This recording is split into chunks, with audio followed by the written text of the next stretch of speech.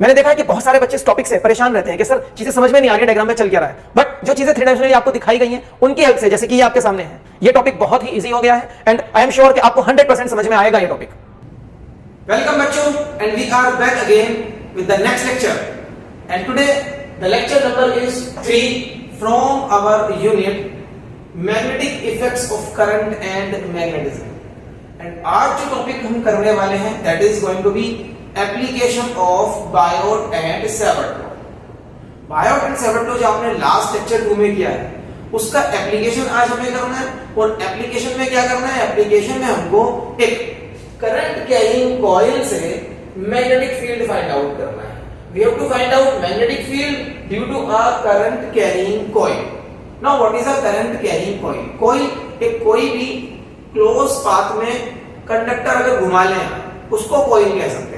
जैसे कि suppose I am having this conductor, okay, मान लो ये करंट कैरिंग कंडक्टर है, इसको ऐसे क्लोज कर लो like this. Now the current will move like, है ना, क्लोज लूप बन गया। तो क्लोज लूप में अगर करंट घूम रहा है तो उसको आप कॉइल कह सकते हो। तो today we are going to find out current magnetic field due to a current carrying coil. और आज का सेटअप आपको कुछ अलग लग रहा होगा क्योंकि आज का टॉपिक भी थोड़ा सा अलग होने वाला है। एक्चुअल में आज के टॉपिक में बहुत ज्यादा 3 डायमेंशनल हमारा स्पेस इन्वॉल्व होने वाला है। चीजों को 3 डायमेंशनली समझना है, जो डायग्राम है वो भी 3 डायमेंशनल है, तो इसलिए थोड़ा सा सेटअप भी 3 डायमेंशनल लिया गया है। ठीक है, एक प्लेन ये वाला रहेगा, दूसरा प्लेन ये वाला रहेगा जो मुझे आपके साथ आज यूज करना रहेगा। तो क्लास बहुत ज्यादा इंटरेस्टिंग होने वाली है और थोड़ी सी लेंथी भी रहेगी क्योंकि एक ऐसा टॉपिक है जिसमें काफी कुछ सिखाया जाएगा। And the topic is very very important from the point of view of the board exams of class 12th। तो स्टार्ट करते हैं आज के टॉपिक को। सबसे पहले हम ड्रॉ करेंगे current carrying coil. Current carrying coil को हम लेंगे अपने YZ प्लेन में। मैंने बोला ना कि चीजें 3 डायमेंशनल होने वाली हैं। YZ प्लेन में लेंगे और उसकी एक्सिस, जो करंट कैरिंग कॉइल है उसकी एक एक्सिस होगी जो लेंगे हम X एक्सिस वाली डायरेक्शन में। मतलब X axis, Y axis, Z axis, ये सब चीजें हमें लेनी है। चीजें 3 डायमेंशनल हैं। अगर आपको कहीं पर भी 3 डायमेंशनली कोई भी चीज सोचनी है या एनालाइज करनी है या विजुअलाइज करनी है तो सबसे आसान तरीका बच्चों होता है, ध्यान से सुनो, जहां पर भी जिस भी रूम में आप बैठे हो या जिस भी हॉल में आप बैठे हो पढ़ाई कर रहे हो, अगर पढ़ाई कर रहे हो तो कहीं किसी रूम में किसी हॉल में होंगे आप, ओके, तो जिस जगह पे आप स्टडी कर रहे हो वहां पर बॉटम लेफ्ट हैंड कॉर्नर को ध्यान से सुन लो। बॉटम लेफ्ट हैंड कॉर्नर, जैसे अभी हमारे लिए यहां पर बॉटम लेफ्ट हैंड कॉर्नर ही है, तो बॉटम लेफ्ट हैंड कॉर्नर को आप ओरिजिन मान लें। बॉटम लेफ्ट हैंड कॉर्नर को ओरिजिन मान लें। अगर ये ओरिजिन है then this is going to be the x axis, this is going to be the y axis और ये इधर चली जाएगी जेड एक्सिस। ये मैंने आपको तीनों का पॉजिटिव डायरेक्शन बता दिया। This is going to be the positive direction of x axis, तो नेगेटिव डायरेक्शन किधर जाएगा, उधर पीछे की तरफ। This is going to be the positive direction of y axis, तो नेगेटिव डायरेक्शन ऑफ एक्सिस इधर जाएगा नीचे की तरफ। ठीक है, यहां से नीचे। And this is the positive direction of Z axis, तो नेगेटिव जेड किधर जाएगा, बोर्ड में अंदर की तरफ चला जाएगा नेगेटिव जेड एक्सिस। तो जब भी आपको कोई चीज 3 डायमेंशनली एनालाइज करनी है ऐसे करके, तो बॉटम लेफ्ट हैंड कॉर्नर में जाओ, ओरिजिन मानो, एक्स वाई जेड एक्सिस को अपने दिमाग में विजुअलाइज करो और चीजों को 3 डायमेंशनली लेना शुरू कर दो। कोई भी दिक्कत नहीं होगी, हमेशा इस रूल को याद रखिएगा। तो आज भी हम ऐसे ही करने वाले हैं। अगर मैंने आपको बोला कि मेरे पास एक कॉइल है, करंट कैरिंग कॉइल, और मुझे उसे YZ प्लेन में रखना है, तो चलिए देखते हैं कैसे ये सारे डायग्राम्स हम बना पाएंगे अपने बोर्ड के ऊपर। और अगर ये डायग्राम बोर्ड पर समझ में नहीं आता है तो फिर मैं आपको समझाऊंगा पूरा 3 डायमेंशनल स्ट्रक्चर लेके। ये टॉपिक क्योंकि थोड़ा 3 डायमेंशनल डायग्राम का इन्वॉल्वमेंट रखता है, तो मैंने देखा है कि बहुत सारे टीचर्स अपने स्टूडेंट्स को अच्छे से नहीं समझा पाते हैं। बट मैं ये मानता हूं कि अगर आपको आज तक के टॉपिक समझ में नहीं आया तो सिर्फ और सिर्फ इसकी विजुअलाइजेशन की वजह से समझ में नहीं आया होगा। सिर्फ और सिर्फ रीजन यही रहा होगा कि डायग्राम ही समझ में नहीं आता है। लेकिन आज वो सारी दिक्कत आपकी यहाँ पर दूर होने वाली है। स्टार्ट करते हैं टॉपिक को।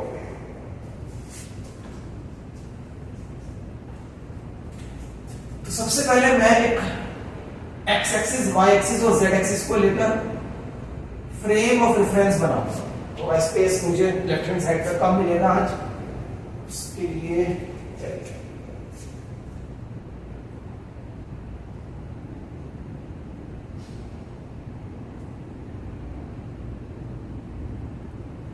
x axis, y axis, this is going to be the origin, okay, and z axis, ये z axis, देखो z axis का पॉजिटिव डायरेक्शन, x axis का positive direction and y axis का पॉजिटिव डायरेक्शन, y एक्सिस का negative direction dotted line से show करूंगा और z axis का डॉटेड लाइन से शो करूंगा मैं negative direction. This is going to be the origin. Now we have a circular coil. What we have? We have a circular coil of radius a. आज चीजों को मैं जो बोल रहा हूं उसको ध्यान से सुनिएगा, क्योंकि थ्योरी आज मैं आपको लिख कर नहीं दूंगा, थ्योरी जो मैंने बोला है उसे ही आप लिख लीजिएगा। ओके, तो we have a circular coil of radius a, तो सेंटर से a डिस्टेंस मार्क कर लो आप, अगर यहां पर भी और z एक्सिस पर भी, इधर भी मार्क कर लो a डिस्टेंस, इधर भी मार्क कर लो। तो अब मैं एक ऐसी कॉइल लूंगा जिसका सेंटर ओरिजिन है और जिसकी रेडियस a है, तो एक कॉइल बना लेते हैं।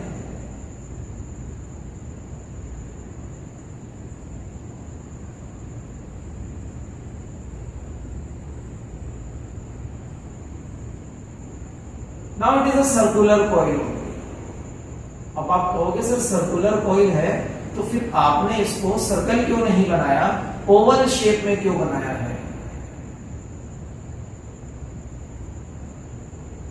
Because it is in YZ plane, ऐसा प्लेन है ना, तो उसको ऐसे ही शो कर पाएंगे।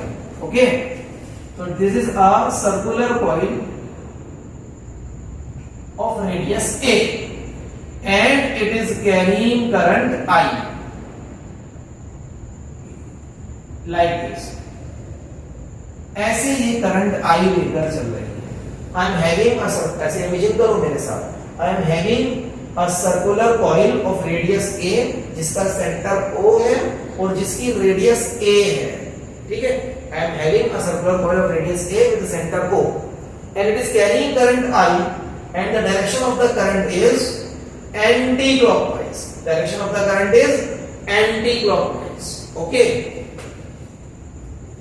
तो ओरिजिन पर इसका सेंटर है और इसकी रेडियस क्योंकि a है, तो मैं इसकी रेडियस को y एक्सिस पे भी मार्क कर सकता हूं, z एक्सिस पे भी मार्क कर सकता हूं, लेकिन x एक्सिस पे मैं इसकी रेडियस नहीं मार्क कर पाऊंगा। बच्चों बोलो क्यों? क्योंकि x एक्सिस इसका डायमीटर नहीं है, इसका डायमीटर y एक्सिस भी है, इसका डायमीटर z एक्सिस भी है, but x axis is not the diameter. Suppose ये इस प्लेन पर मेरी कॉइल है, this is the YZ plane, है ना। अगर इस प्लेन पर मेरी कॉइल है तो y एक्सिस भी डायमीटर बनेगा, z एक्सिस भी डायमीटर बनेगा, लेकिन x एक्सिस तो ऐसे निकल जाएगा ना। तो x axis is the axial line of this coil, not the diameter वाली लाइन। इस बात को थोड़ा समझो, ठीक है। अभी हम इसका रेडियस मार्क कर रहे हैं, ये मैंने ऐसे मार्क कर दिया a रेडियस a। आप जब डायग्राम ड्रॉ करेंगे तो थोड़ा बड़ा डायग्राम बनाइए। बहुत से बच्चे डायग्राम को बहुत छोटा बना देते हैं, तो उस वजह से भी दिक्कत होती है चीजों को पेपर पे, सारी चीजों को डायग्राम के अंदर मेंशन करने में। अब इस कॉइल की वजह से, due to this coil I want to find out magnetic field. Now this is a current carrying coil and I want to find out the magnetic field due to this coil. अब इस coil की वजह से magnetic field यहां सब जगह होगा। Okay, इसके सेंटर पे भी होगा, सब जगह होगा।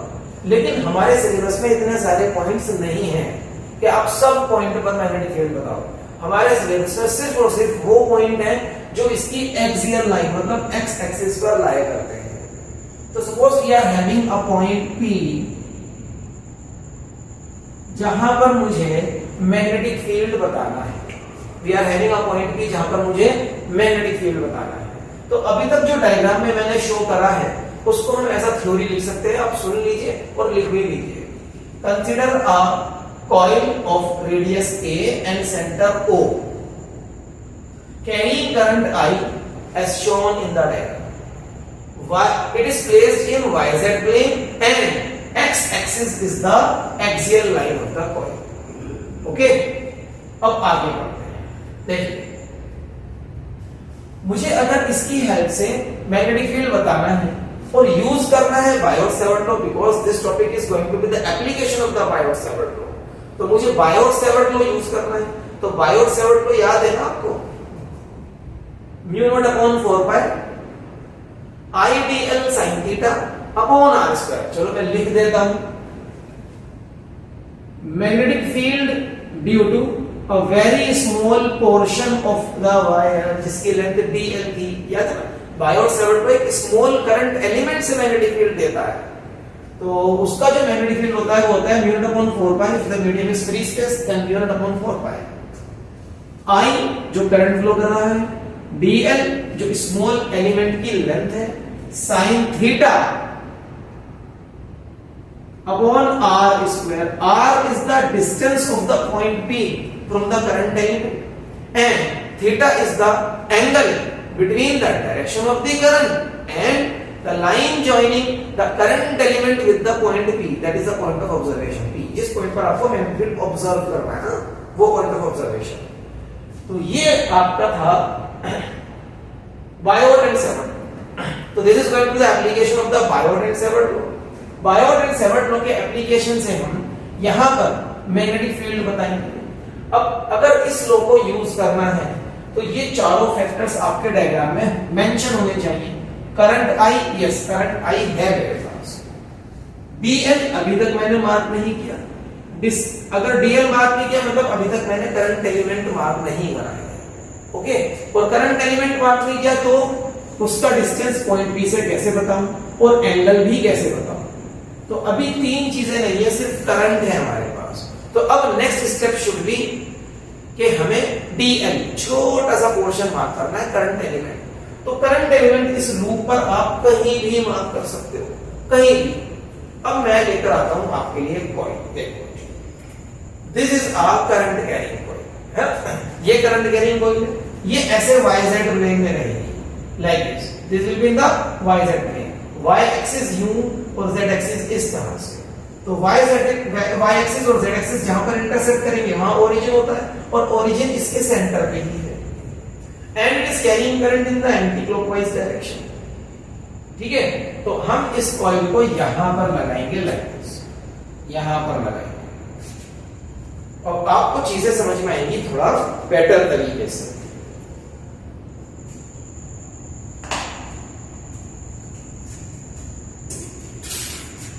Now this is going to be the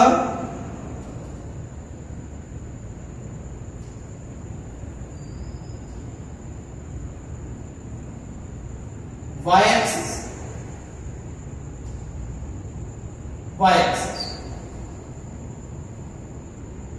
and this is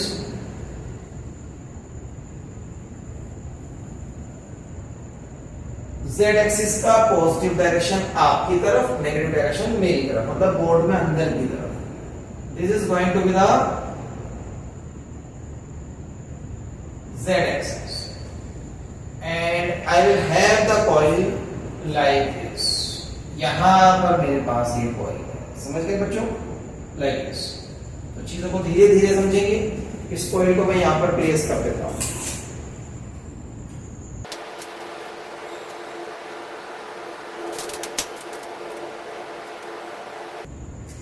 Now this is the coil placed in the YZ plane and this is the center of the coil, ठीक है, दिख रहा है ना आपको? Let me check कि दिख रहा है कि नहीं दिख frame. Yes, it is visible. तो हमारे पास कॉइल आ गई YZ प्लेन। अब इसकी जो x एक्सिस है ना, यहाँ ये कॉइल का एक्सिस बन गया ना, अब समझ में आ रहा होगा आपको धीरे धीरे, ठीक है। तो मैं यहाँ पर x एक्सिस भी लगाऊंगा like this.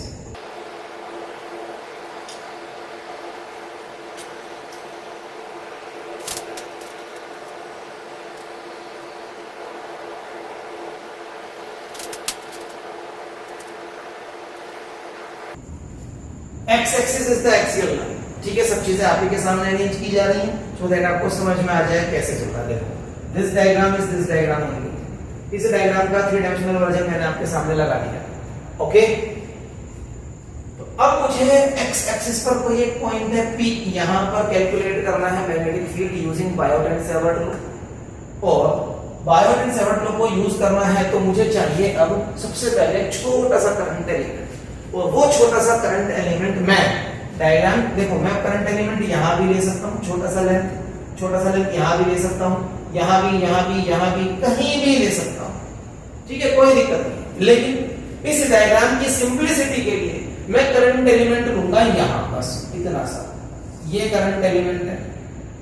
Now in this current element direction of current is this I, और ये current element AB, this is the current element AB। इसको आप जाकर कंपेयर कर सकते हो बायोट सेवर्ट लॉ वाले डायग्राम से।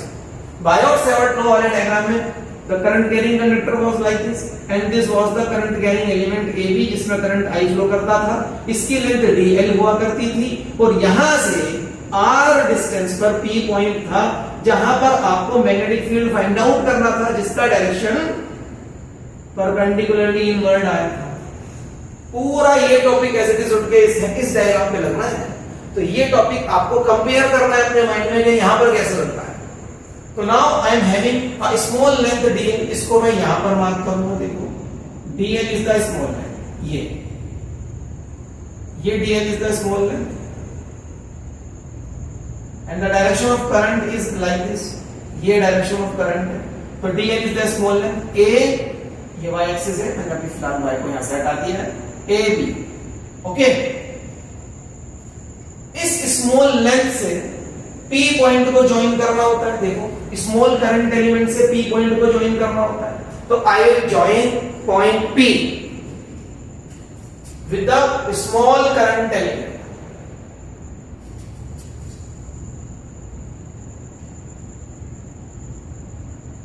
और इस लाइन का डिस्टेंस होता है R, इस लाइन का डिस्टेंस होता है, तो यहां से जो लाइन P पॉइंट पर आएगी उसका डिस्टेंस होता है R, ठीक है।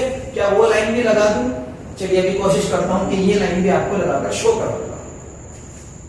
यहां पर मैग्नेटिक फील्ड फाइंड आउट करना है and the value of the magnetic field at this point is dB as given by Biot and Savart. यहां पर जो मैग्नेटिक फील्ड है वो dB होता है, इसका वैल्यू क्या होता है, μ/4 pi IDL sin theta upon r square। Now what is theta? Theta is the angle between direction of current and the line joining the current element with the point P। अगर आप direction of current वाली line को ऐसे सीधा बना लो, है ना, ये तो इस डॉटेड लाइन से ये एंगल है, ये वाला, ठीक है, इस डॉटेड लाइन से आप यहां इतना बड़ा मार्क कर लो या यहां मार्क कर लो, बात एक ही है, ठीक है। अब यहां पर मुझे उस लाइन का एंगल बताओ जो DL से बना है, ये वाली लाइन है, यहां नहीं समझ में आएगा आपको, इसीलिए चीज दिखाई जा रही है, और यहां समझ जाओगे तो उसको यहां भी सोच पाओगे। ये वाली लाइन देखो, ये वाली line, this line, suppose this is point P, इस लाइन का एंगल DL, ये जो रेड वाला एरो है ना, ये छोटा सा एरो, इससे what is the angle, the angle is 90 degree और नॉट। आप सोचो ना कि वो लाइन ऐसे जा रही है, यू DL करंट एलिमेंट, ये मेरा फिंगर जो DL है, और ये वायर ऐसे है, ये लाइन R जिसकी लेंथ R है, तो ये क्या शेप बन गया, T शेप में एंगल हमेशा क्या बनता है, T शेप का एंगल तो 90 डिग्री बनेगा ना, ठीक है। तो कहीं पर भी T शेप बनता हो, ऐसे बने या ऐसे बने, एंगल तो 90 डिग्री रहेगा, तो दिस एंगल इज 90 डिग्री। जिस एंगल को हम यहां पर थीटा लिखते हैं वो एंगल अभी यहां 90 डिग्री है, that angle is 90 degree over here.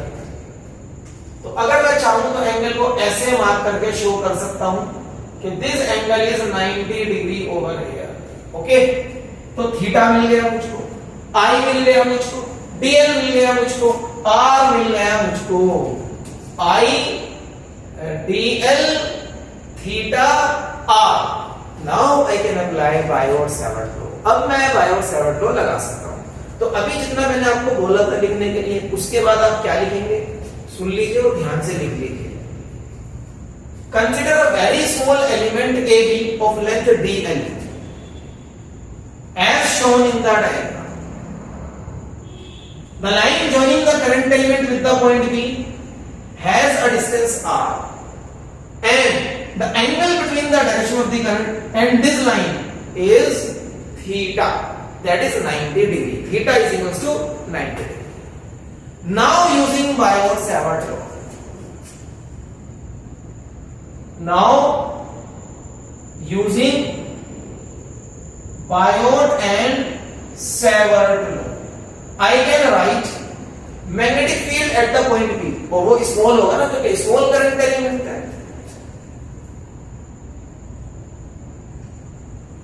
Magnitude of small magnetic field at point P is given as dB is equals to mu naught upon 4 pi if the medium is free space. Medium free space mention कर दो अपने diagram पे. I dl sin 90 upon r square, sin 90 upon r square. Okay, this is going to be the equation number 1, जिसमें sin 90 को आप 1 लिख लेंगे. That is equation number 1. इस मैग्नेटिक फील्ड का मैग्नीट्यूड तो आ गया है, लेकिन व्हाट अबाउट डायरेक्शन. देखो डायरेक्शन के बारे में मैंने आपको एक बहुत आसान चीज बताई थी कि डायरेक्शन आप राइट हैंड थंब रूल से निकाल सकते हो, और मैग्नेटिक फील्ड हमेशा उस लाइन से 90 डिग्री पर होता है जिस लाइन पर आपने आर लिखा है. मतलब वो line, the line that joins current element with the point P, point of observation. जो लाइन करंट एलिमेंट और पॉइंट ऑफ ऑब्जर्वेशन को ज्वाइन करती है उस लाइन से हमेशा 90 डिग्री पर होता है. अब सर 90 डिग्री तो इधर भी होगा, इधर भी होगा, ऐसे ऐसे यूं होगा, यूं भी होगा, और बोर्ड के अंदर भी होगा, बोर्ड के बाहर भी होगा. कौन सा वाला 90 डिग्री है? अब इसमें से आपको सेलेक्ट करने के लिए राइट हैंड थंब रूल लगाना होता है. राइट हैंड थंब रूल क्या कहता है कि आपको क्या करना है, dl cross r, dl cross r याद है ना vector form of Biot-Savart law, dl cross r cap is a unit vector in this direction, current element से पॉइंट बी की तरफ. तो dl क्रॉस r कैप कर दो. dl क्रॉस r कैप हम गए अंदर की तरफ, तो अंदर की तरफ r लाइन से परपेंडिकुलर डायरेक्शन. यहां पर चेक करते हैं dl cross r cap, dl ऐसे r ऐसे. अब dl क्रॉस r कैप करके बताओ क्या आएगा. देखो dl इज लाइक दिस, यूं आपकी तरफ, and r is like this, है ना. ये मैंने कर लिया. ध्यान से समझिए, डायरेक्शन समझने में थोड़ा सा टाइम लगाएंगे. मैथमेटिकल पोर्शन बहुत आसान है बच्चों. मैथमेटिकल पोर्शन में कुछ नहीं है इस डेरिवेशन में, वो बहुत आसान है, आराम से होएगा. ये डायरेक्शन वाली चीजें समझो, इन्हें समझाने के लिए मैं आज आपके सामने खड़ा हूं. dl इधर, r इधर, तो dl cross r cap thumb गया इधर, तो मैग्नेटिक फील्ड का डायरेक्शन ऐसे होगा कुछ लाइक दिस. देखो इस लाइन से 90 डिग्री पर जा रहा है, यूं ऐसे इस लाइन से. dl क्रॉस r कैप जैसे a क्रॉस b करते हैं ना, वैसे तो करो. अगर ये a है, ये b है, तो a क्रॉस b सीधा हाथ की उंगलियां घुमाओ a से b की तरफ, thumb will be the direction of a cross b. यही सीखा है ना हमने. तो dl क्रॉस r कैप करने के लिए सीधा हाथ की उंगलियां घुमाओ, that is right hand thumb rule. पहले वेक्टर से, मतलब dl वेक्टर से r कैप की तरफ, thumb will be the direction of the result. तो रिजल्ट का डायरेक्शन किधर है? जो मैग्नेटिक फील्ड का डायरेक्शन है ना, रिजल्ट मैग्नेटिक फील्ड ही तो है. ओके, तो ये डायरेक्शन आएगा. देखो इससे 90 डिग्री पर, लेकिन मुझे यहां मार्क नहीं करना, मुझे यहां P पॉइंट पे मार्क करना है. तो मैं मार्क करूंगा यहां पर मैग्नेटिक फील्ड का डायरेक्शन. देखो इस लाइन से 90 डिग्री पर, ये है 90 degree, this angle is 90 degree ना, दिख रहा है ना. ठीक है, तो dB का डायरेक्शन हो गया ये.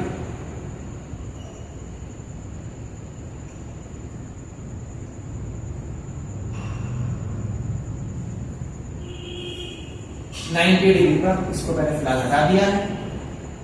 ओके, तो अगर मेरे पास ये लाइन है R, ये वाली, तो लाइक दिस, ऐसे है dB का डायरेक्शन, इस तरीके से ऐसे. Okay,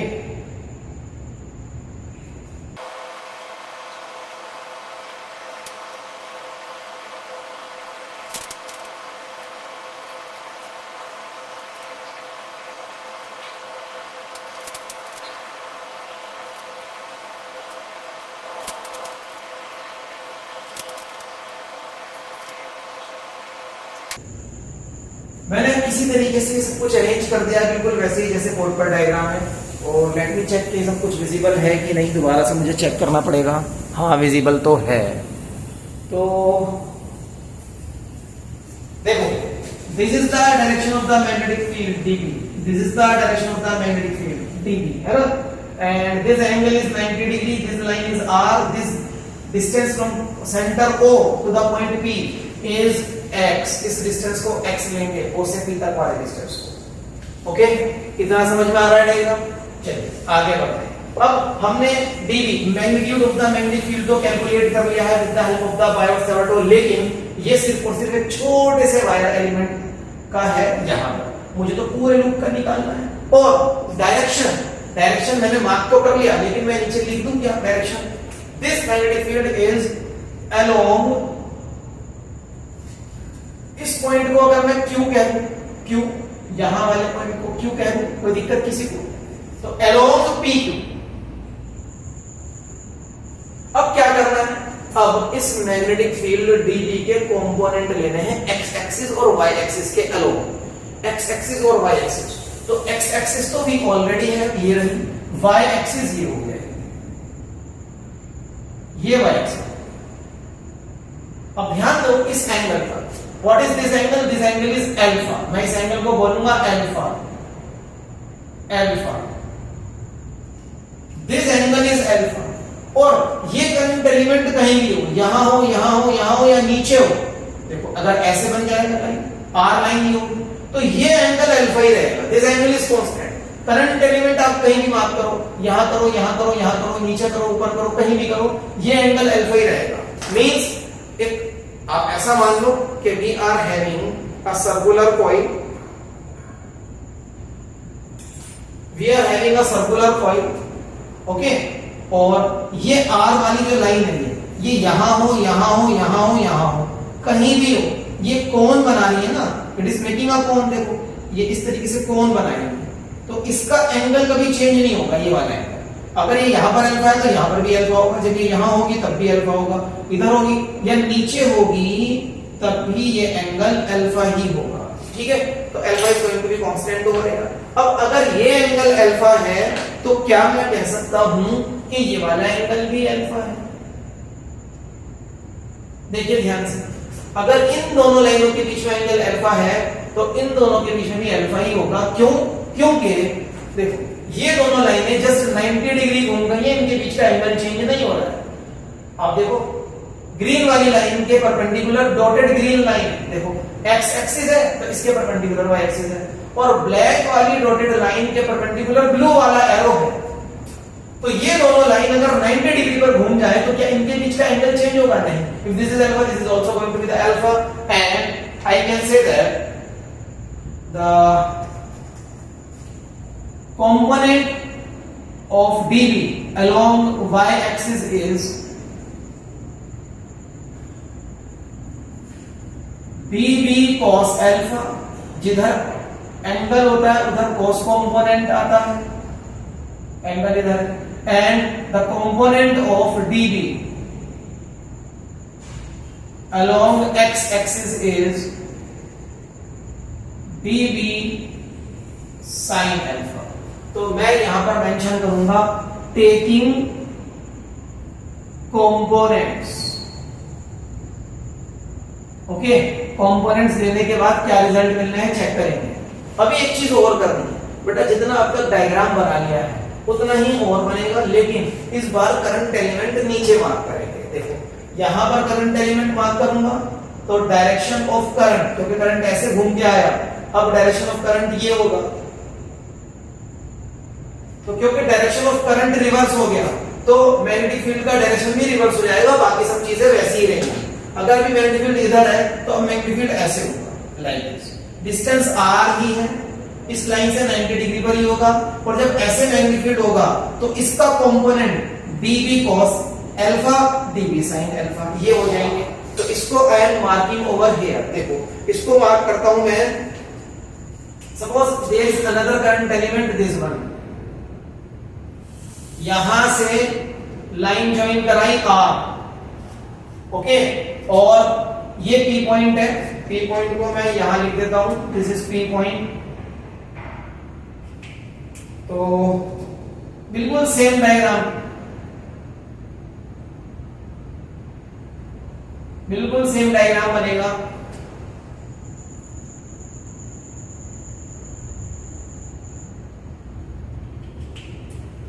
this is going to be dB और ये एंगल हो जाएगा अल्फा, ये हो जाएगा इसका cos component dB cos alpha and this is going to be the sin component dB sin alpha।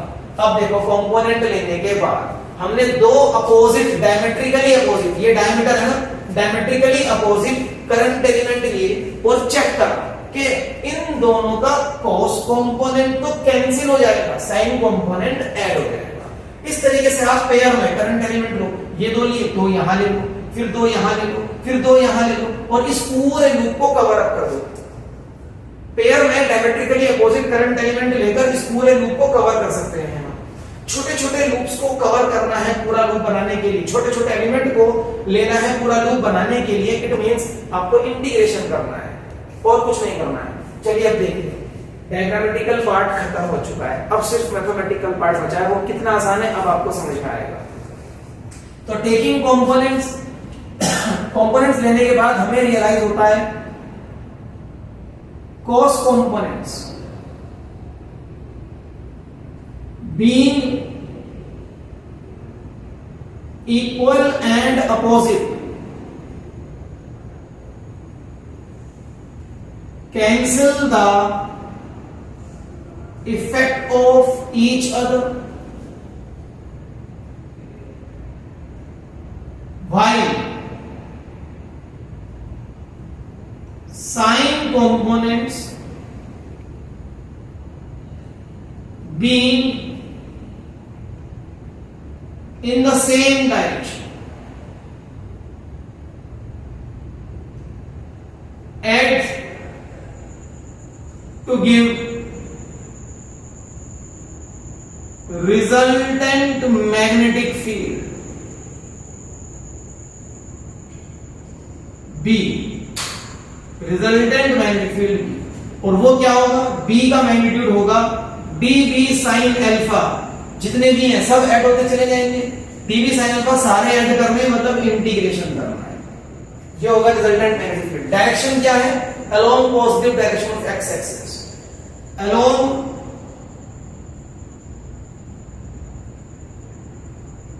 Positive direction of x axis plus x axis, ये direction मैंने मेंशन कर दिया।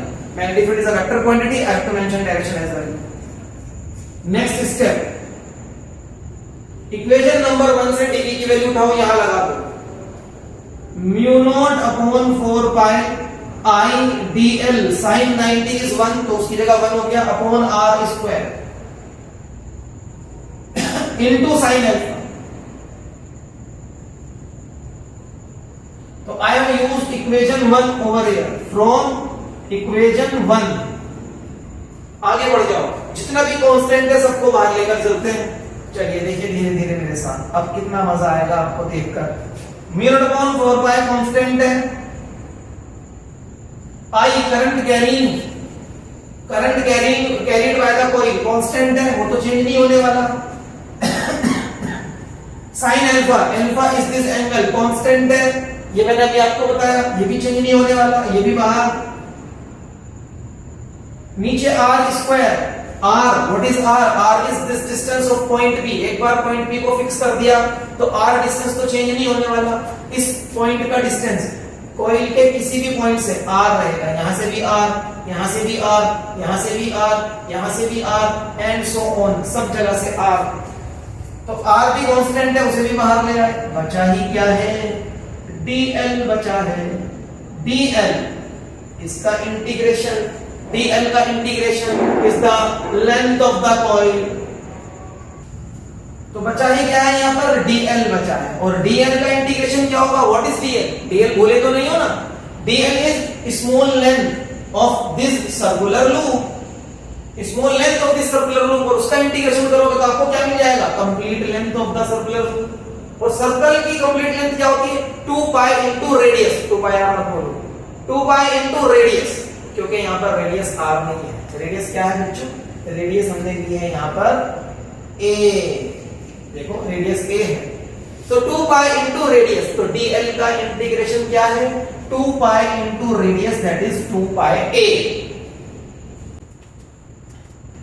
तो b is equals to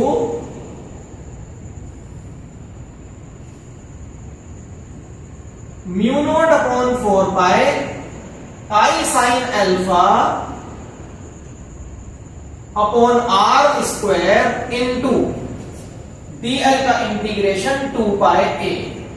okay, अभी ये sine alpha जो है इसको भी,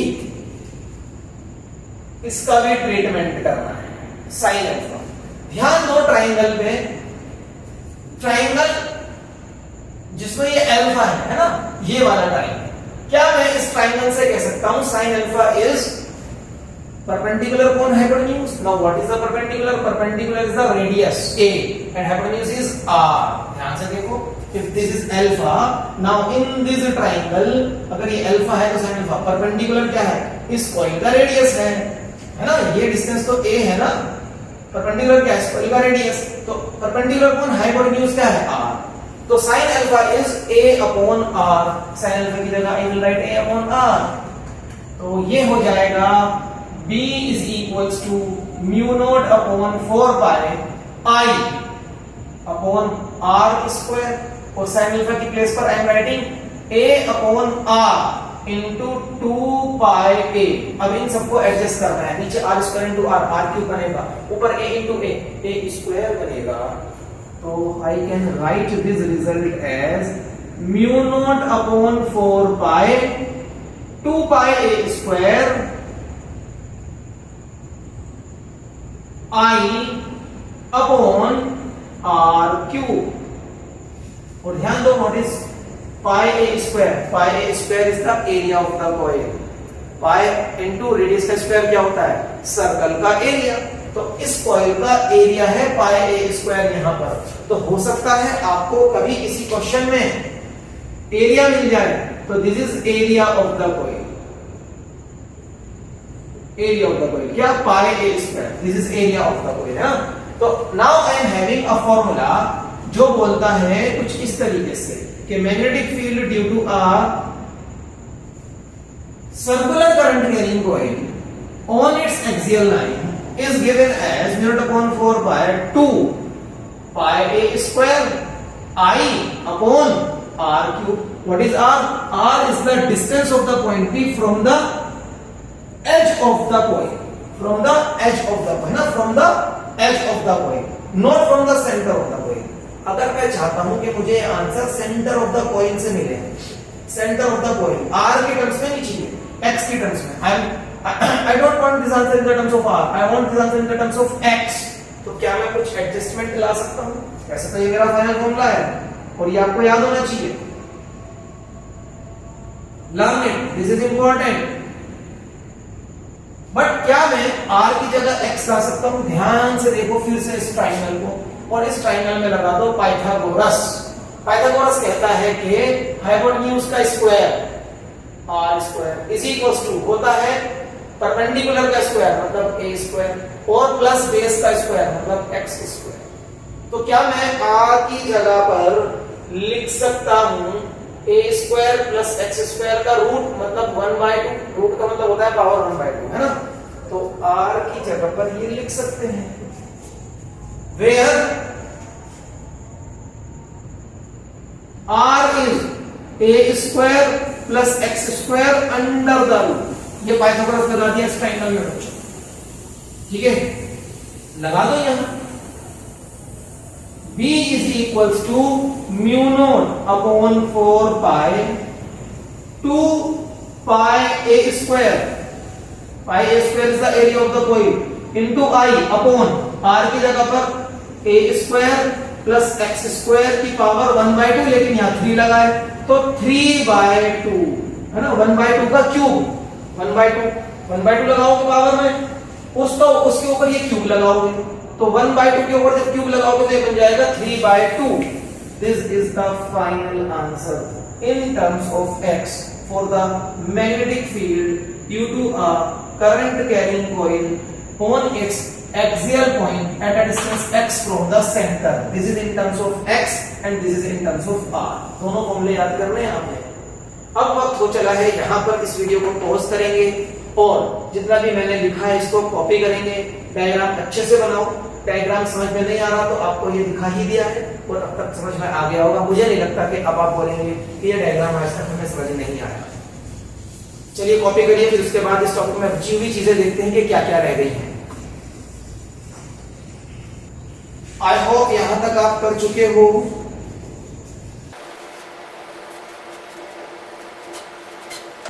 यहां से आगे बढ़ते हैं।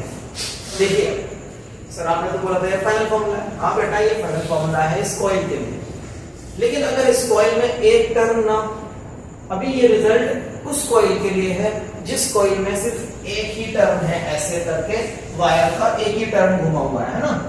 अगर कॉइल के अंदर बहुत सारे टर्न्स हैं, क्योंकि ये मैग्नेटिक फील्ड एक टर्न वाली कॉइल का है, तो अगर इस कॉइल के अंदर 10 टर्न्स हैं तो इस आंसर को 10 से मल्टीप्लाई कर देंगे। If this coil has 20 turns, इस आंसर को 20 से मल्टीप्लाई कर देंगे। And if this coil has n turns, तो इस आंसर को n से मल्टीप्लाई कर देंगे। Next, if coil has n turns, तो फिर आंसर होएगा μ0/4 2 πa² upon a² plus x² की power 3/2 into n। If the coil has n turns तो n से मल्टीप्लाई कर देंगे। ओके, अगर कॉइल का हाफ टर्न है तो n की वैल्यू हाफ हो जाएगी यहां पर, ये याद रखिएगा। ठीक, तो again important transformation of the result, ये भी आपको याद रखना है। और याद रखें πa² is area of the coil, is area, जिसको मैं कभी भी a लिख सकता हूं, of coil. πa² is area of the coil, ये याद रखिएगा, ये मत भूलिएगा। ठीक है, अब एक चीज और बताएंगे आपको। यहाँ पर धीरे धीरे कुछ चीजें हैं यहाँ पर जो आपको सुननी और समझनी और याद रखनी है। देखिए नेक्स्ट एक यहां पर छोटा सा टॉपिक है, magnetic dipole moment. Magnetic dipole moment, हमने तो सर इलेक्ट्रिक डायपोल मोमेंट सुना है इलेक्ट्रोस्टैटिक्स में, अगर वो सुना है तो उसको रिकॉल कर लो।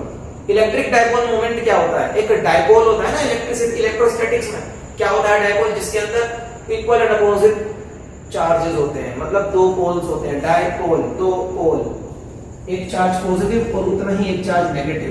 याद आया कुछ? हाँ, यही होता है। ऐसे ही मैग्नेटिक डायपोल होता है। मैग्नेटिक डायपोल में क्या होगा? इसमें भी इक्वल एंड अपोजिट पोल होंगे। यहाँ पर पोल क्या होते हैं? मैग्नेट्स में पोल्स क्या होते हैं? North pole and south pole. ये इलेक्ट्रोस्टैटिक्स के पोल्स थे, positive charge Q and negative charge Q, equal and opposite charges. यहाँ पर पोल क्या होगा? North pole and south pole equal strength के, जितनी स्ट्रेंथ नॉर्थ पोल में है उतनी स्ट्रेंथ साउथ पोल में होगी। चलो देखते हैं magnetic dipole moment.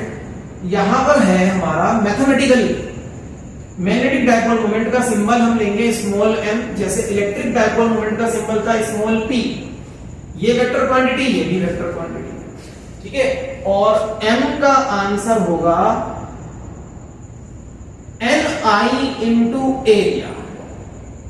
ni into area मतलब m is ni pi a square for this coil, this is magnetic dipole moment। and जैसे कि इसका डायरेक्शन था, it is directed from negative to positive charge, it is directed from south pole to north pole, directed from south pole to north pole. Sir ये जो आप कह रहे हो कि इसका डायरेक्शन साउथ पोल से नॉर्थ पोल की तरफ होता है, लेकिन यहाँ साउथ पोल और नॉर्थ पोल है कहाँ? अभी दिखाते हैं कहाँ है।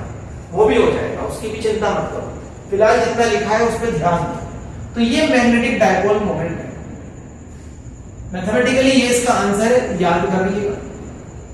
तो क्या मैं n(i)πa² की जगह स्मॉल m लिख सकता हूं? बिल्कुल लिख सकता हूं, कोई दिक्कत नहीं है लिखने में। I can write and this result then will become like this.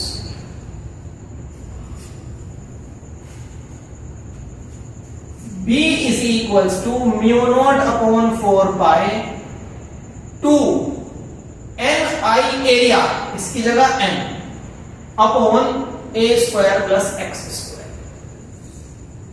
की पावर 3/2। अब आप चाहो तो इस आंसर को इलेक्ट्रोस्टैटिक्स में डायपोल के एक्सियल लाइन के इलेक्ट्रिक फील्ड से कंपेयर करके देख लो, क्या कुछ कुछ वैसा ही नहीं है। बस वहां पर लिखा है 2p और यहां पर लिखा है 2m। p है इलेक्ट्रिक डायपोल मोमेंट, m है मैग्नेटिक डायपोल मोमेंट। ओके क्या आप मैग्नेटिक डायपोल मोमेंट की असाइनमेंट बता सकते हो? देखो n number of turns assignment नहीं होती, i ampere, area metre square, तो इसकी SI यूनिट भी अभी से याद कर लीजिए, ampere metre square. Magnetic dipole moment इसी चैप्टर के थोड़ा लास्ट में फिर से आएगा, वहां पर आपको फिर से बताया जाएगा, मैंने लेकिन आइडिया आपको यहीं दे दिया है। अब आप इस फॉर्मूले को ऐसे भी लिख सकते हो। ओके चलिए अब हम ढूंढेंगे कि सर नॉर्थ पोल और साउथ पोल कहां है, ये बताओ। आपने तो बता दिया कि डायरेक्शन होता है साउथ पोल से नॉर्थ पोल की तरफ, लेकिन ये दोनों है कहां, हमें अभी तक नहीं दिखे। चलिए आपको दिखाते हैं। यहां तक पहले आप इसको कॉपी कर लें, ये रिजल्ट n टर्न्स के लिए, ये मैग्नेटिक डायपोल मोमेंट, उसकी SI यूनिट, और अगर यहां पर मैग्नेटिक डायपोल मोमेंट की जगह स्मॉल m लगा दो तो फाइनल रिजल्ट ये बन गया। ओके अभी डायरेक्शन ऑफ मैग्नेटिक फील्ड नहीं बताया मैंने आपको, एक बार बताया बस, अलोंग पॉजिटिव एक्स एक्सिस है ना, अलोंग पॉजिटिव एक्स एक्सिस। लेकिन ये डायरेक्शन किस तरीके से आप आगे निकालेंगे और कैसे बताएंगे वो भी आगे चीजें होनी है। वीडियो को पॉज करो, यहां तक कॉपी करो, आगे बढ़ते हैं। आई होप यहां तक आपने कर लिया है। अब आगे हम देखेंगे कि ये मैग्नेटिक डायपोल है कैसे, मतलब इसमें नॉर्थ पोल और साउथ पोल कहां पर है।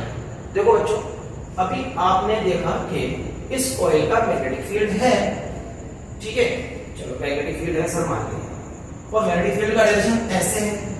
चलिए ठीक है, suppose this is the coil है ना, उधर से ध्यान हटाकर यहां ले आओ, suppose this is the coil, और इस कॉइल में करंट का डायरेक्शन देखो, जैसे आप इधर से देख रहे हो तो करंट का डायरेक्शन एंटी क्लॉकवाइज लिया था ना हमने, एंटी क्लॉकवाइज, ठीक है, करंट का डायरेक्शन एंटी क्लॉकवाइज लिया था ना, like this, anti clockwise, anti clockwise, anti clockwise. ध्यान से देखो करंट का डायरेक्शन आपने कैसे देखा, चलो ऐसे कर दिया मैंने, करंट का डायरेक्शन आपने देखा एंटी क्लॉकवाइज है, ठीक है, और मैग्नेटिक फील्ड का डायरेक्शन कैसे है, ऐसे पॉजिटिव एक्स एक्सिस की तरफ देख लो, डायग्राम में यहां पर है ना, सारे dB sin अल्फा ऐड हुए थे तो डायरेक्शन ऑफ मैग्नेटिक फील्ड ये आया B, इस B का डायरेक्शन ये है डायग्राम में। Now the diagram is complete, अब ये डायग्राम कंप्लीट हो गया, ये डायरेक्शन आप मार्क कर लें। साथ जब dB sin अल्फा इधर है, दूसरा dB sin अल्फा भी इधर है, और सारे dB sin अल्फा इधर ही बनेंगे, तो उनको ऐड करके रिजल्ट इधर ही तो आएगा, ये रिजल्ट। तो अलोंग पॉजिटिव एक्स एक्सिस इसलिए लिखा था वहां पर, ठीक, चलो ठीक है, फिर से वापस करंट एंटी क्लॉकवाइज है, देखो हां ये कॉइल है, this coil is this in my hand, current anti clockwise है, और magnetic field positive x axis की तरफ है। अभी तो पॉइंट P इधर है, पॉइंट P इधर भी तो हो सकता था, पॉइंट P इधर भी हो सकता था। आप चेक करना इस डायग्राम को, पॉइंट P इधर लेकर बनाओ और चेक करके बताओ कि अब यहां पर मैग्नेटिक फील्ड किधर आएगा। चलिए मैं बता देता हूं, आप डायग्राम बनाकर चेक जरूर करना, लेकिन ये एक्टिविटी आपके लिए छोड़ दी मैंने, ठीक है। अगर पॉइंट P इधर ना हो, इधर हो, तब भी मैग्नेटिक फील्ड का डायरेक्शन इधर ही आएगा, तब भी मैग्नेटिक फील्ड का डायरेक्शन इधर ही आएगा, ठीक है। तो इट मींस अगर ये एक्सियल लाइन है, now this is the axial line of the coil, ये एक्सियल लाइन है, तो एक्सियल लाइन पर P पॉइंट इधर हो या इधर हो, अगर direction of current anti clockwise है तो मैग्नेटिक फील्ड ऐसे ऐसे यूं जाएगा और यूं निकल जाएगा, यूं जाएगा और यूं निकल जाएगा। Now compare it with a bar, suppose ये नॉर्थ पोल है, ये साउथ पोल है, बार मैग्नेट की बस एक ही मैग्नेटिक फील्ड लाइन बनाऊंगा और आपको सब कुछ समझ आ जाएगा। हम बोलते हैं कि बार मैग्नेट का मैग्नेटिक फील्ड नॉर्थ पोल से बाहर निकलता है साउथ पोल से एंट्री लेता है, लेकिन अंदर क्या हो रहा है, देखो अंदर साउथ टू नॉर्थ जा रहा है। तो अगर ये बार मैग्नेट है, देखो ये लाइन साउथ से अंदर गई, नॉर्थ से बाहर आ गई, कोई भी लाइन बना लो, ये बना लो, देखो साउथ से अंदर गई, नॉर्थ से बाहर आ गई। अब देखो यहां पर करंट का डायरेक्शन एंटी क्लॉकवाइज है ना, anti clockwise. Magnetic line south से अंदर गई, नॉर्थ से बाहर आ गई। आया कुछ समझ में? साउथ से अंदर, नॉर्थ से बाहर। It means a current carrying coil behaves like a magnetic dipole. इसका ये वाला फेस नॉर्थ पोल है, यहां से मैग्नेटिक फील्ड लाइन बाहर आ रही है, और ये वाला फेस साउथ पोल है, यहां से मैग्नेटिक फील्ड लाइन अंदर जा रही है। This behaves like a current, this behaves like a magnetic dipole. A current carrying coil behaves like a magnetic dipole. Very important result mention कर लो अपनी नोटबुक्स में। Current carrying coil behaves like a magnetic dipole. कौन सा face north pole होगा, कौन सा face south pole होगा, ये कैसे पता चलेगा?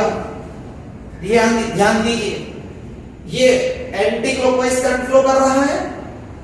जिस फेस पे देखने पर आपको लगे कि करंट का डायरेक्शन एंटी क्लॉकवाइज है, वो फेस नॉर्थ पोल होता है, दूसरा साउथ पोल ही होगा। और जब आप इसको साउथ पोल से जाके देखोगे ना, तो डायरेक्शन ऑफ करंट आपको क्लॉकवाइज नजर आएगा। आप खुद सोचो, अगर ये कॉइल आपको अभी करंट कैरिंग का डायरेक्शन एंटी क्लॉकवाइज है, मेरी तरफ से तो ये क्लॉकवाइज चल रहा है, मैं इसको देख रहा हूं तो मेरी तरफ से क्लॉकवाइज है। आप सोचो, घड़ी की सुइयां जैसे घूम रही हैं, आपकी दीवार पे मान लो एक घड़ी लगी है, और आपकी दीवार पे एक घड़ी लगी है, उसकी सुइयां ऐसे घूम रही हैं क्लॉकवाइज। अगर आप इस घड़ी को दीवार के पीछे से जाके देखो, मान लो ये ट्रांसपेरेंट वॉल है, पीछे से जाके देखो, तो ये सुइयां आपको एंटी क्लॉकवाइज घूमती नजर आएंगी। That is what I am going to say. अगर ये करंट आपके लिए एंटी क्लॉकवाइज है, तो मेरे लिए तो यही करंट क्लॉकवाइज चल रहा है ना, ठीक है? तो जिस फेस पर करंट एंटी क्लॉकवाइज है, वो फेस नॉर्थ पोल, जिस फेस पर करंट क्लॉकवाइज है, वो फेस साउथ पोल होता है। याद रखना। इसको याद रखने के लिए मैं आपको एक डायग्राम दे देता हूं। This is the coil. अगर इस कॉइल को मैं इधर से देख रहा हूं और करंट का डायरेक्शन एंटी क्लॉकवाइज है, देख लो करंट का डायरेक्शन एंटी क्लॉकवाइज है, ओके, एंटी क्लॉकवाइज करंट।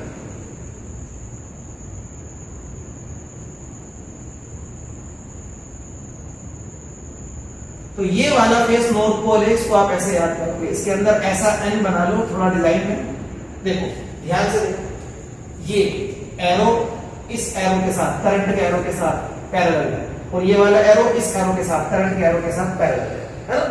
तो ऐसे एंटी क्लॉकवाइज करंट घूम रहा है, तो नॉर्थ पोल के एंड्स पे भी एरो कैसे होगा, एंटी क्लॉकवाइज होगा। ऐसे आप कर सकते हो।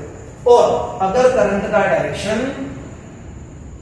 क्लॉकवाइज हो जाए, देख लो ये तो क्लॉकवाइज हो गया ना, now this is clockwise, clockwise current. तो जिस फेस पर आपको करंट क्लॉकवाइज डायरेक्शन में घूमता हुआ नजर आए, वो फेस साउथ पोल होता है। उस फेस को आप ऐसे याद कर सकते हो, उसके अंदर एस बना लो और एस के एंड्स पे भी एरो बना दो। Now this arrow is parallel with this and this arrow is parallel with this. तो अगर करंट का डायरेक्शन क्लॉकवाइज है, तो देखो एस के एरोस भी क्लॉकवाइज होगा, ऐसे याद कर सकते हो। So this current carrying coil is a magnetic dipole. इसका एक फेस नॉर्थ पोल, दूसरा फेस साउथ पोल। इसका ये वाला नॉर्थ पोल है अगर, तो ये वाला साउथ पोल है, क्योंकि मैग्नेटिक फील्ड लाइन साउथ से एंट्री लेती है और नॉर्थ से निकल जाती है। तो इस पूरी एक्सिस पर मैग्नेटिक फील्ड, इस पूरी एक्सिस पर मैग्नेटिक फील्ड अगर इधर से जा रहा है ऐसे, तो बस ऐसे ही जाता रहेगा, okay. And if you reverse the direction of the current, then the direction of magnetic field will also reverse. अगर आपने इसके अंदर जो अभी तक करंट ऐसे फ्लो कर रहा था, तो magnetic field is like this. लेकिन अगर करंट को ऐसे की जगह यूं कर दिया, रिवर्स कर दिया, तो magnetic field will become like this. उसका डायरेक्शन भी फिर रिवर्स हो जाएगा। तो अगर मैं आपका करंट इस डायग्राम में एंटी क्लॉकवाइज है, magnetic field positive x axis पर है। इसी डायग्राम में अगर मैंने करंट को क्लॉकवाइज कर दिया, तो करंट मैग्नेटिक फील्ड हो जाएगा नेगेटिव एक्स एक्सिस की तरफ, रहेगा अलोंग द एक्सियल लाइन ही, रहेगा along the axial line he. Okay, तो इस कॉइल का इधर नॉर्थ पोल है, इधर साउथ पोल है, तो मैग्नेटिक फील्ड ऐसे है, ऐसे। ओके, और मैग्नेटिक फील्ड का डायरेक्शन वही होता है जो डाइपोल मोमेंट का होता है ऑन एक्सियल लाइन। ये भी याद रखना। Now this formula is in vector form. अब ये फॉर्मूला वेक्टर फॉर्म में आ गया। अभी जो चीजें मैंने यहाँ पर एड ऑन की हैं उनको भी कॉपी कर लो। फिर दो स्पेशल केस इस फॉर्मूले के आपको और बताने हैं और एक डायग्राम बनाएंगे और क्लास को करेंगे फिनिश। आई होप यहां तक चीजें सारी कंप्लीट हो गई हैं। सो अभी जो फॉर्मूला हमारे पास magnetic field due to current carrying coil का है, that is μ0/4 pi a square, मतलब area of the coil, I current upon a square plus r, a square plus x square upon a square plus x square की power 3/2 into number of turns भी लिख लो n। ये है formula magnetic field due to current carrying coil on its axial line and the magnetic field is along the axis. ठीक है, current rule समझते हैं। अगर करंट का direction is anti clockwise, current का डायरेक्शन एंटी क्लॉकवाइज, करंट का direction अगर anti clockwise है तो करंट ऐसे चल रहा है। ठीक है, it is going like this. Right hand thumb rule कहता है, but right hand thumb rule कई तरीके से यूज होता है। इसमें आपको बस ये ध्यान में रखना है कि जो चीज घूम रही है उसके लिए फिंगर्स है, और जो चीज कैलकुलेट करनी है, जिसका डायरेक्शन निकालना है, उसके लिए थंब है। तो करंट जिस डायरेक्शन में घूम रहा है ना, एंटी क्लॉकवाइज मान के चल रहे हो ना अभी, एंटी क्लॉकवाइज, तो राइट हैंड की उंगलियां एंटी क्लॉकवाइज घुमा दो, thumb will give the direction of the magnetic field. तो देखो थंब इधर ही आ गया ना, जो डायरेक्शन आपका मार्क है। ठीक है, this is the coil, this is the coil. Check करते हैं, इस कॉइल के लिए चेक करते हैं। ठीक है, direction of current is like this, anti clockwise ऐसे जा रहा है, तो इस डायरेक्शन में मैं सीधा हाथ की उंगलियां घुमाऊंगा, आप देखो ऐसे, लाइक दिस, लाइक दिस। तो thumb is in the direction of the positive axis, मतलब मैग्नेटिक फील्ड इधर है। तो curl the finger in the direction of the current, curl the finger in the direction of the current, direction of the current ये है, curl the finger in the direction of the current, thumb will give the direction of magnetic field on the axial line. और अगर direction of current ऐसे हो गया, then I will curl the finger like this, यूं, thumb हो जाएगा minus x axis की तरफ। समझ में आ रहा है इतना? तो right hand thumb rule can be used over here to find out the direction of the current on the axial, direction of the magnetic field on the axial line. Okay, चलिए special case देखते हैं इस फॉर्मूले से। Special cases number 1, if point P is very far away, if point P is very far away, ऐसे case में ये distance x बहुत बड़ा हो जाएगा एज कंपेयर टू रेडियस। ये डिस्टेंस x बहुत दूर निकल जाएगा एज कंपेयर टू रेडियस। ये x डिस्टेंस बहुत दूर निकल जाएगा एज कंपेयर टू रेडियस। तो मैं कह सकता हूं कि x is very very greater than a। तो बहुत बड़े नंबर में बहुत छोटा नंबर ऐड करोगे कोई ज्यादा इफेक्ट नहीं आता। a square plus x square almost x square ही रहेगा, और उसके ऊपर जो पावर लग रही है 3/2, तो उस पावर को यहां पे लगा दो 3/2। तो ये क्या बन जाएगा 3/2 इंटू 2, 3 आ गया, मतलब ये ऑलमोस्ट x³ बन जाएगा नीचे। तो फार अवे पॉइंट पर एक्सियल लाइन पर magnetic field due to current carrying coil निकालना है, तो उसका फॉर्मूला बना μ0/4 pi 2 pi a square, pi a square area of the coil है, बार बार याद दिला रहा हूं। I उस कॉइल में कितना करंट लेके चली, अपॉन नीचे वाला टर्म बन चुका है ऑलमोस्ट x³ इनटू, अगर नंबर ऑफ टर्न्स है तो लगा दो, 1 है तो n को 1 कर देना। This is the formula when the point P is far away from the coil. ये फॉर्मूला लगेगा। ठीक है, second special case, if point P is at the center of the coil, मतलब मुझे कॉइल के सेंटर पे मैग्नेटिक फील्ड बताना है। सेंटर पे कितना होगा मैग्नेटिक फील्ड, ये बता दो। सेंटर पे मैग्नेटिक फील्ड बताएंगे। चलो अगर सेंटर पे है तो क्या x 0 हो गया होगा? ध्यान से देखो, ये पॉइंट भी सेंटर पे आ गया तो x की वैल्यू तो खत्म, 0, x की वैल्यू 0, फिनिश, x फिनिश हो गया। x की वैल्यू 0 लगा दो इस इक्वेशन में। तो अगर मैंने सेंटर पे आंसर बताना है तो उसको मैं b नोट लिख रहा हूं सेंटर के लिए, या b सेंटर लिख लो आप, कोई दिक्कत नहीं है, b नोट b सेंटर कुछ भी लिख लो, ठीक है। b centre mu naught upon 4 pi 2 pi a square area of the coil है इनटू करंट अपॉन नीचे x 0 तो a स्क्वायर की पावर 3/2। सोचो a स्क्वायर की पावर 3/2, 2 से 2 कटा तो नीचे क्या बचा a cube into number of terms. अब इस फॉर्मूले में बहुत सारी चीजें कैंसिल की जा सकती हैं, लेकिन मैं ये फॉर्मूला ऐसे याद करता हूं, पता नहीं क्यों। चलिए दिखाता हूं आपको। इस फॉर्मूले में और इस फॉर्मूले में सिर्फ और सिर्फ एक ही चेंज है, और वो है इसके नीचे x क्यूब है, इसके नीचे a क्यूब है, बाकी सारी चीजें एकदम सेम। तो अगर मुझे ये फॉर्मूला याद है तो मुझे वो फॉर्मूला भी याद है, बट अगर आपका मन करता है नहीं सर हम तो काटापीटी करेंगे और देखेंगे क्या बचा, तो कर लो भाई। पाई से पाई कैंसिल, 2 1 जा 2 2 जा 4, a स्क्वायर से a की 2 पावर कैंसिल कर लो। अब देख लो क्या बचा है, आपका मन है, फिर आपको जो फॉर्मूला याद करना हो आपको याद कर लेना। Mu naught I N upon 2a, this is magnetic field at the centre of the coil. अगर नंबर ऑफ टर्न्स 1 है तो n को 1 कर देना, तो म्यू नॉट आई अपॉन 2a, ठीक है, एज सिंपल एज दिस। कोई सा भी फॉर्मूला याद करो, आपका मन, मुझे तो ऊपर वाला याद है, मैं तो ऊपर वाला याद करता हूं, आप कोई सा भी याद कर लीजिए, है इंपॉर्टेंट। तो magnetic field at the centre of the coil भी आ गया, ठीक। अब बनाएंगे एक डायग्राम, पहले कॉपी करो ये दोनों स्पेशल केसेस, फिर आपको दूंगा एक डायग्राम, उस डायग्राम में दिखाया जाएगा कि इस कॉइल का मैग्नेटिक फील्ड का डायग्राम कैसा दिखता है, मतलब इसका मैग्नेटिक फील्ड रिप्रेजेंटेशन कैसा है। कर लिया है सब कुछ आप लोगों ने, रब कर देते हैं। चलिए एक चीज आपको याद दिलाते हैं, मैग्नेटिक फील्ड का डायग्राम स्ट्रेट वायर वाला, straight wire current carrying wire था आई, रेटेड थंब रूल से मैग्नेटिक फील्ड का डायग्राम पता चला था कि magnetic field straight current carrying wire की सर्कुलर होती है, इसके चारों तरफ उन सर्कल्स का सेंटर भी वायर होता है, और सर्कल का जो प्लेन होता है वो वायर की लाइन से परपेंडिकुलर होता है। ये सब कुछ याद है ना सर? क्या क्या याद दिला रहे हो?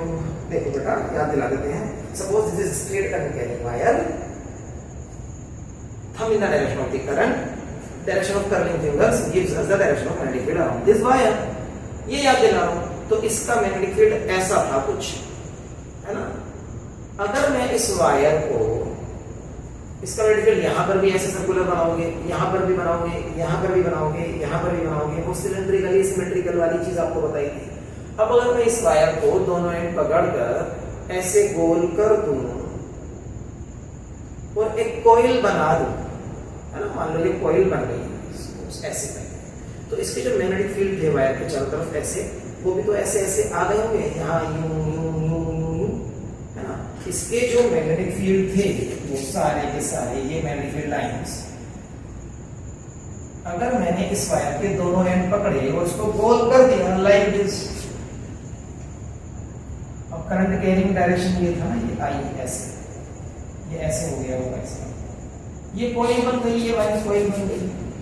तो मैग्नेटिक फील्ड की जो सर्कल्स थे वो, जैसे मान लो ये वाला यहाँ पर है, यहाँ वाला ऐसे हो गया होगा, यहाँ वाला ऐसे हो गया होगा, फिर यहाँ पर ऐसे होगा, यहाँ पर ऐसे ही होगा, फिर ऐसे होगा, फिर ऐसे होगा, ये सारे ऐसे आ गए।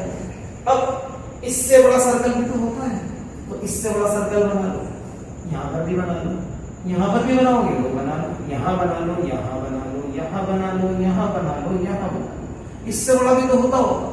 अब तुम इससे बड़ा भी यहाँ बनाओगे, फिर इसका भी बनाओगे, तो डायग्राम हो जाएगा कॉम्प्लेक्स। उस कॉम्प्लेक्स होने को अवॉइड अगर करना चाहते हो तो ये डायग्राम सिर्फ और सिर्फ एक प्लेन में शो कर दो। ये पॉइंट इस प्लेन के आधी ऊपर है, आधी नीचे है, इस पॉइंट के आधी ऊपर है, आधी नीचे, और सिर्फ इस प्लेन में जो रिंग्स बने हैं ना, ये बस यही बनाएंगे और कुछ नहीं। जैसे आपने इस डायग्राम को भी बस एक ही प्लेन पर बनाया था यार, यहाँ यहाँ यहाँ कहीं नहीं बनाया था, ये डायग्राम थोड़ा फेयर करके बनाते हैं और देखते हैं कैसा दिखेगा।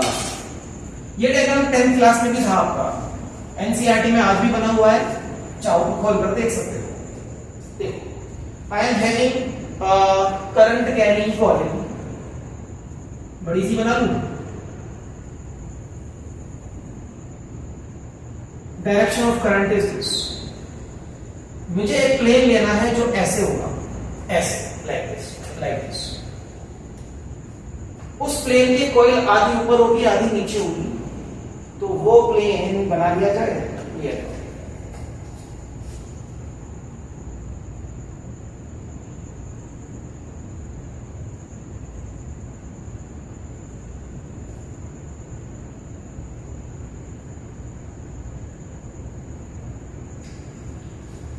now the coil is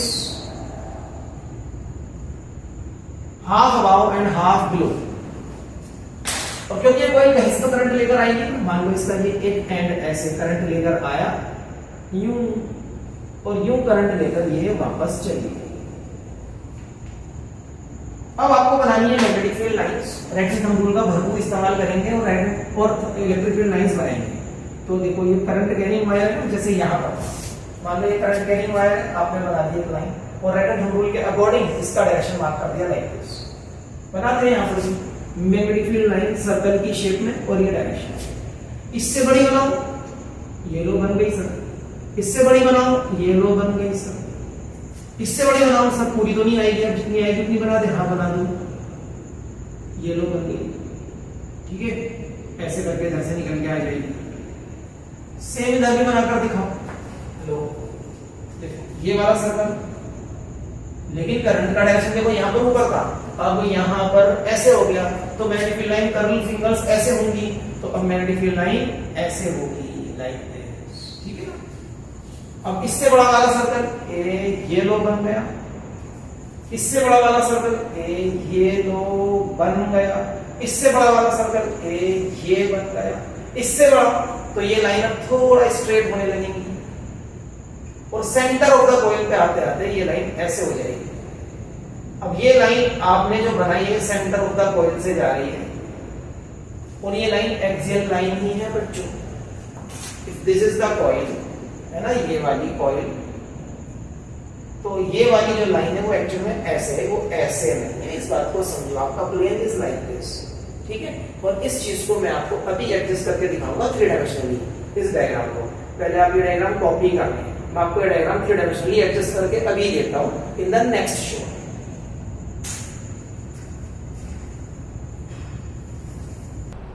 तो finally I am having the setup to show you this diagram 3 dimensionally. अब आपको मैं डायग्राम देखो 3 डायमेंशनली समझाता हूं। जैसे भी आपको मैंने बताया था ना कि ये एक प्लेन है, रेड वाला plane, which is perpendicular to the surface या एरिया ऑफ दिस कॉइल, है ना। तो देखो ये वैसा ही अरेंजमेंट है यहाँ पर। ये मेरे पास एक अरेंजमेंट है, ध्यान से देखिए इसको। और ये एक प्लेन है, जो ये रेड वाला प्लेन है, दिस इज द प्लेन। जिस प्लेन पर ये मैग्नेटिक फील्ड लाइंस हमने ड्रॉ की हैं वो ये प्लेन है, और ये कॉइल आधी इस प्लेन के ऊपर है और बाकी नीचे है। वैसे ही देखो ये है, the coil is above the plane, आधी कॉइल प्लेन के ऊपर है और बाकी नीचे भी है ना। और ये 2 वायर्स जहां से कॉइल स्टार्ट होती है फिर घूमकर वापस जाती है दूसरा एंड वायर का, ठीक है। करंट लेकर आता है एक एंड और फिर दूसरे एंड से करंट वापस चला जाएगा, ठीक है। तो ये मेरे पास एक अरेंजमेंट है। अब मैं इस कॉइल, करंट कैरिंग कॉइल है, suppose the direction of the current is like this, the direction of the current is like this, ठीक है। तो अब मैं डायग्राम यहां पर बनाऊंगा for this coil on this plane. अब आप ध्यान से देखेंगे इस डायग्राम को, देखिए। So direction of the current is like this ना, तो यहां पर ये सर्कल्स,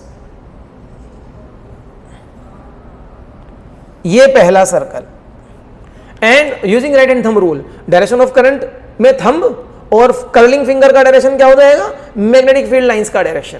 तो ये मैग्नेटिक फील्ड लाइन का डायरेक्शन मैंने एरो बना दिया like this using right hand thumb rule, ठीक है।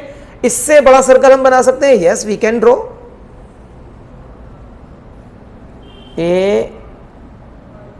ये हो गई दूसरी मैग्नेटिक फील्ड लाइन यहां पर, ओके। ये इसका एरो, इसी तरीके से और एक और लाइन आप बना सकते हो लाइक दिस, है ना। ये ऐसे निकल जाएगी, लाइक दिस, ठीक है। तो ये हो जाएगा इसका एरो। क्या इधर से भी बना सकते हैं? यस बिल्कुल, जैसे ये डायग्राम इधर बन रहा है वैसे इधर भी बनेगा, लेकिन इधर ध्यान रखेंगे now the direction of current is downward. तो सर्कल्स तो बनेंगे लेकिन इनका एरो कर्लिंग फिंगर्स के डायरेक्शन के अकॉर्डिंग ऐसे ऐसे ऐसे बनेगा एरो। तो ये सबसे छोटे वाले मैग्नेटिक फील्ड लाइन सर्कुलर जो है,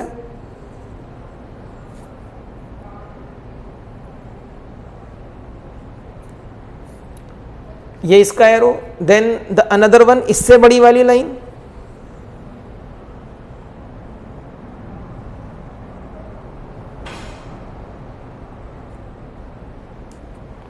और फिर इससे आगे एक और आप बना सकते हो ना, लाइक दिस। ये ऐसे निकल जाएगी, देखो। अब मैग्नेटिक फील्ड लाइंस आप दोनों साइड से अगर देखोगे तो अल्टीमेटली हो क्या रहा है, ऐसे आ रही हैं लाइक दिस, यूं आ रही हैं, यूं आ रही हैं, और ऐसे निकल जा रही हैं लाइक दिस, ऐसे निकल जा रही हैं, ठीक है। और जैसे लाइंस बड़ी होती जाएंगी तो ये ऐसे इस तरीके से होती जाएंगी ना, ऐसे, और अल्टीमेटली सेंटर पे एक लाइन ऐसे हो जाएगी। ये सेंटर वाली लाइन है ना। ये बाकी की लाइंस में ड्रॉ कर देता हूं आपके लिए।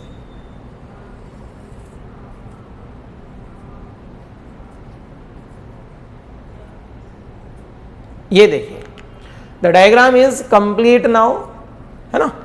अब देखो ये वाली जो लाइन है, ये सेंटर वाली लाइन, दिस लाइन, ये वाली लाइन ही ये लाइन है। आप ध्यान से देखो, है ना। अब देखो करंट कैरिंग कॉइल में करंट का डायरेक्शन क्या लिया है, ऐसे लिया है। तो आपको मैंने सिखाया ना, करंट के डायरेक्शन में अगर राइट हैंड की फिंगर्स को कर्ल करोगे, thumb will give you the direction of the magnetic field at the axis of the coil. Coil की एक्सियल लाइन है बच्चों, ये कॉइल का सेंटर है। मैं सेंटर वाला पॉइंट मार्क कर देता हूं, ये कॉइल का सेंटर है। तो ये वाली जो लाइन है ये अलोंग द एक्सिस है। ये हमें इस डायग्राम में डायमीटर जैसी दिखती है, लेकिन ये लाइन अलोंग द एक्सिस है। तो अब समझ आया होगा आपको ये डायग्राम, थ्री डायमेंशनल डायग्राम किस तरीके का है, ठीक। तो इस डायग्राम को भी आप अपने रजिस्टर्स में कॉपी कर सकते हो, और मैं आप लोगों के लिए इस डायग्राम को, गिर ना जाए, अब ठीक है, मैंने सेंटर ऑफ मास का इस्तेमाल किया है यहां पर। चलिए इसका भी मैं स्क्रीनशॉट डाल देता हूं आपके लिए, और आप इसको कॉपी कर लें। एंड आई होप आपने ये सब कुछ कंप्लीट कर ही लिया है अब। And with this we have also completed our lecture today. Lecture था हमारा topic magnetic field due to a current carrying coil.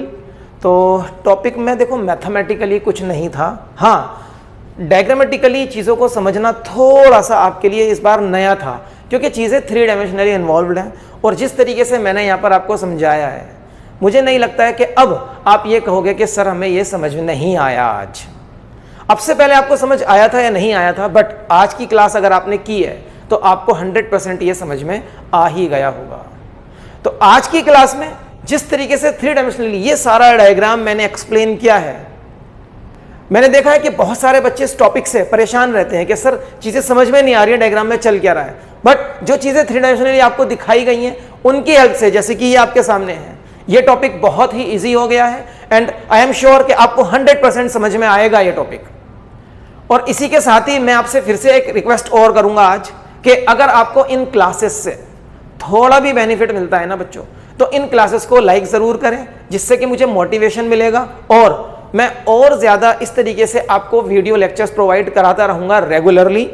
And इसके अलावा आपको ये चैनल सब्सक्राइब भी कर लेना है, क्योंकि यहाँ पर हम आपको इसी तरीके से ज़बरदस्त वीडियोस के साथ क्लास 12th के फिजिक्स के सिलेबस का कंप्लीट कवरेज देने वाले हैं, ये बात आप मत भूलिएगा। तो क्लास 12th के फिजिक्स के बोर्ड के एग्जाम्स की तैयारी अगर आप कर रहे हो, then this is the best platform. मैं कह सकता हूं कि यहां से आप प्रिपरेशन करें। हाँ, अपने फ्रेंड्स को भी ये चीज़ शेयर कर सकते हो। जो भी लोग फिजिक्स के एग्जाम की प्रिपरेशन कर रहे हैं, मिलकर आप यहाँ पर मेरे साथ प्रिपरेशन करते रहिए। आपको बेस्ट वीडियोस, बेस्ट सिलेबस के कवरेज के साथ मिलती रहेंगी। मिलेंगे अब नेक्स्ट क्लास में नेक्स्ट टॉपिक के साथ। Till then bye bye.